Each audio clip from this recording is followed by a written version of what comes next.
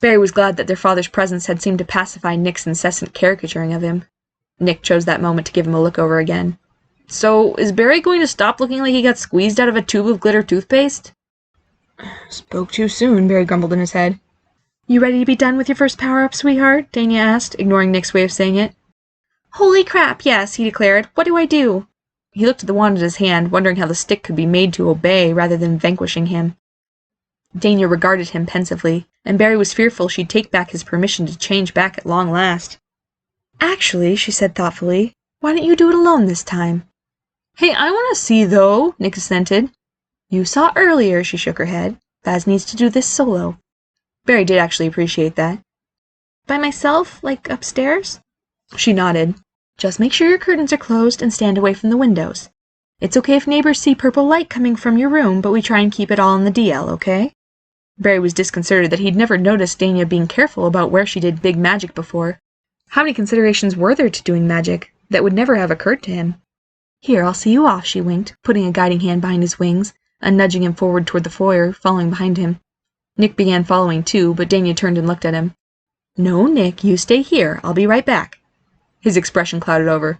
Why can't I go up to my room? Because you and I are going to have a little talk, so I want you to wait for me here, she said with motherly sternness. What'd I do? He acted offended. You're not in trouble, love. We're just going to chat for a bit, Dania informed him. Nick still looked very grumpy, and Barry internally rolled his eyes at him. Who was the drama queen now? Barry let himself be escorted through the open archway into the foyer, and to the base of the stairs. He looked up them pensively, having descended them in such a different state that morning. Hun, Dania said, and he turned to look at her. I think maybe you should go take a minute alone before you power down. Just to take it all in, she suggested gently, tucking his new hair behind his ear and patting him softly on his more rounded cheek. As much as Barry disliked that idea, he admitted to himself that she was probably right. He felt so overwhelmed and out of body this way. He really did need a minute to take it in without his mom squeeing over the change, or being embarrassed because Nick was in the room, or not really wanting his father to see him that way. He just nodded mutely. So just take a bit in your room, maybe become a little more friendly with the mirror when you're powered up, she encouraged shrewdly.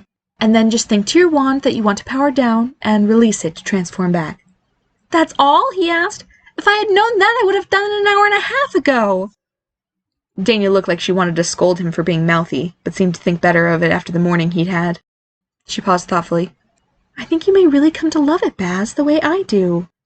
He said nothing, not sure what he would have said if he had been up to it. She understood. Well, I'm proud of you, sweetheart. I've always been proud of you.